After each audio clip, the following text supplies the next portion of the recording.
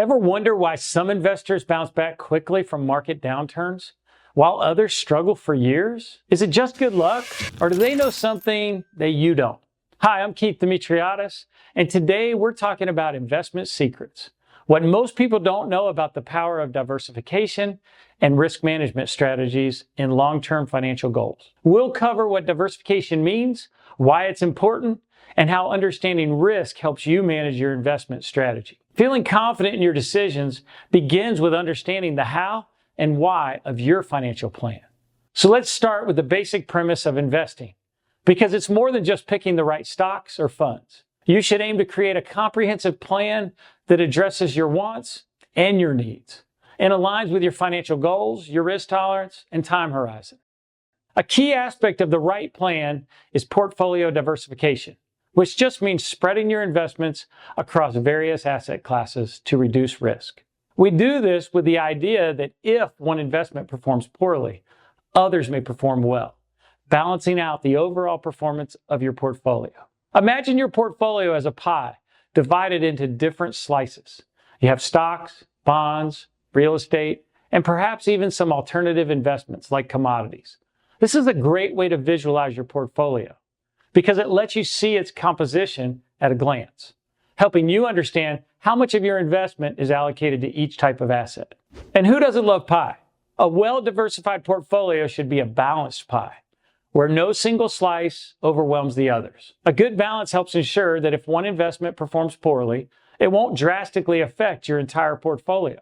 For example, if the stock market takes a downturn, the impact of your portfolio might be cushioned by the more stable performance of bonds or real estate. Visualizing your portfolio as a pie also allows you to adjust the size of each slice as your financial goals or the market conditions change. Just like you might add more ingredients to a pie recipe to enhance its flavor, you can reallocate your investments to improve your portfolio's performance and resilience. Now you might wonder, why is diversification so important, Keith? Let's look at some examples to understand its impact. During the 2008 financial crisis, many investors who had portfolios concentrated in real estate or financial stocks learned a painful lesson when they saw significant losses. Limiting their investment sectors meant that when those sectors tanked, the entire portfolio took a pretty brutal hit. However, people who had diversified their investments across various sectors, including more stable ones like utilities or consumer staples, experienced less volatility and less loss. To be clear, diversification does not eliminate risk, but it can help reduce it. Not putting all your eggs in one basket helps minimize the impact of a single investment's poor performance on your overall portfolio. Here's another example. During the dot-com bubble in the early 2000s, investors whose portfolios were heavily concentrated in technology stocks suffered massive losses when the bubble burst. However, those with diversified portfolios that included other sectors like consumer goods and healthcare, they saw a more balanced performance, less drawdown, and consequently, a quicker recovery. We saw this again during the COVID-19 pandemic. Investors with diversified portfolios that included technology stocks, healthcare, and essential consumer goods, they fared much better than those concentrated in sectors like travel and hospitality, which were severely impacted. So how do you diversify your portfolio effectively? Well, you want to mix asset classes by combining stocks, bonds, real estate, and other assets. For instance, a mix of 60% stocks, 30% bonds, and 10% real estate might provide a good balance between growth and stability. Here's why. Stocks are shares of ownership in a company and can offer higher returns, but they come with higher volatility. Bonds are loans to companies or governments that pay regular interest. They're generally less risky than stocks, but offer lower returns. Together, they create a type of balance. And then real estate, they can potentially provide steady income through rents and appreciation over time.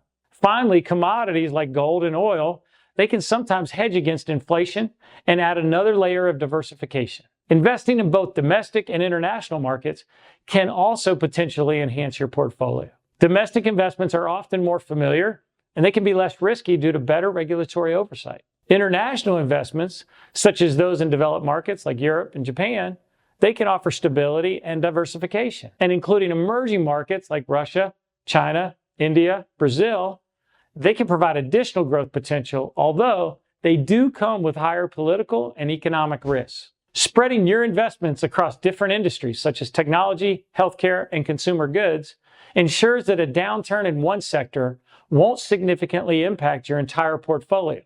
It's something to consider. Technology companies can provide high growth, but may be more volatile. Healthcare may provide steady growth and is often less affected by economic downturns, while consumer good companies produce everyday items that people need. So they may offer stability even during economic downturns. Even within stocks, you can diversify by investing in companies of different sizes and sectors. You might want to include large cap, mid cap, and small cap stocks in your portfolio. Large cap stocks are shares of large, well-established companies that typically offer stability, but they may have slower growth. Mid cap stocks are companies in the growth phase that can potentially offer higher returns with moderate risk. And then small stocks, they're smaller companies with high growth potential, but they often come with higher risk and volatility. Remember, diversification is not a one-time task. You need to regularly review and adjust your portfolio to ensure it stays balanced and aligned with your financial goals. Keep in mind, though, that over time, certain investments may grow faster than others, causing your portfolio to drift away from your original asset allocation.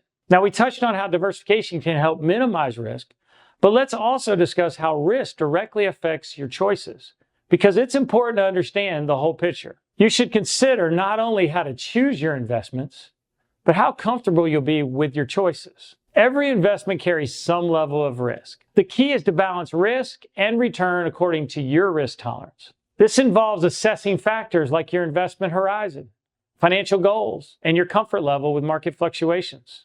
One of the most effective risk management strategies is asset allocation. This means determining what percentage of your portfolio should be invested in different asset classes based on your risk tolerance and your time horizon. For instance, a younger investor with a longer time horizon might allocate more towards stocks, which tends to be riskier but offer higher potential returns. On the other hand, a retiree might focus more on bonds and other income-generating assets to help preserve capital and generate steady income. Timelines can play a big factor in your strategy. With that in mind, let's discuss some practical risk management techniques. Besides proper diversification and asset allocation, stop loss orders are a way to limit potential losses on individual investments and help protect your portfolio from significant downturns. Using these stop loss orders means you predetermine a percentage loss threshold where you will sell an investment to prevent further losses. It's like having airbags in your car. You hope you never need them, but they're great to have just in case. You can also consider including insurance products designed to protect against specific risks. While there's no single right solution, these tools help provide additional security and peace of mind, and they can be an effective part of a broader risk management strategy. Remember, the goal of risk management is not to eliminate risk entirely. That's impossible. Instead, aim to understand and control risk in a way that allows you to feel relatively comfortable as you work your financial goals. And here's an important part of that equation: understanding the impact of losses on your portfolio. Of course, we always aim to see an increase, but the reality is the markets, they sometimes drop. So it's good to understand how losses might affect you, both financially and emotionally. Consider this scenario. If you lose 20% from $1 million portfolio, you need to earn 25% just to get back to even. That's right. A 20% loss requires a 25% gain to recover. Now, why is that? It's because the loss reduces your base. If you lose 20% on $1 million, you're left with $800,000. To get back to $1 million, you need 25% gain on that $800,000, which will only bring you back to your starting point. And it gets more challenging with larger losses. If you lose 30%, you need to gain approximately 43% to recover. A 50% loss requires a 100% gain to get back to even. And a 60% loss, you need a staggering 150% gain. Investors often overlook the time required to recoup those temporary or paper losses. If you lose 20%, it may take you 2 years to recover. A 30% loss might take around 5 years, and a 60% loss could take 10 years just to get back to where you started. These aren't hard numbers because time frames depend on market conditions and your investment strategy. But it's something to think about and prepare yourself emotionally for. This is why the topic of risk management is so crucial. If you're willing to take more risk, you must be prepared for longer recovery times. Feel worse today, with the potential for higher returns. feel better tomorrow. On the flip side, less risk might mean more stability, feel better today, but potentially lower future returns, feel worse tomorrow. Many people are more risk adverse than they think, and they don't realize it until their account has suffered a major setback. Then they either bail on the market and realize a loss that they can never recover from, or they endure the painful days, weeks, months, and years it may take to recover. Know your risk tolerance. Does this feel like a lot of information? I realize that diversification and risk management are complex topics, but education is the key. What might feel overwhelming initially becomes much more manageable as you learn how and why you make financial choices. That's a big part of why I create these videos. I think every investor can benefit from more financial knowledge. It's just a fact that financial markets are constantly evolving, and being aware of the latest trends, economic indicators, and changes in the market can make a big difference in your investment strategy. I suggest you subscribe to financial news services and follow reputable financial analysts and advisors. Books, podcasts, and webinars are also excellent resources. Seminars and workshops can also be helpful because they feature industry experts who share their knowledge and provide practical advice on various investment topics. Understanding economic indicators like interest rates, inflation rates, and employment figures can help you make more informed investment decisions. Strategy and education come together when you talk with a financial advisor. Their expertise helps ensure your plan stays aligned with your financial goals and adapts to market changes. And if you commit to continuous learning and staying informed, you'll be empowered to make better investment decisions to achieve your financial objectives. I'm Keith Demetriades. Thanks for watching, and don't forget to like, share, and subscribe to my channel for more insights on financial planning and investing. You can do this. Make your life count.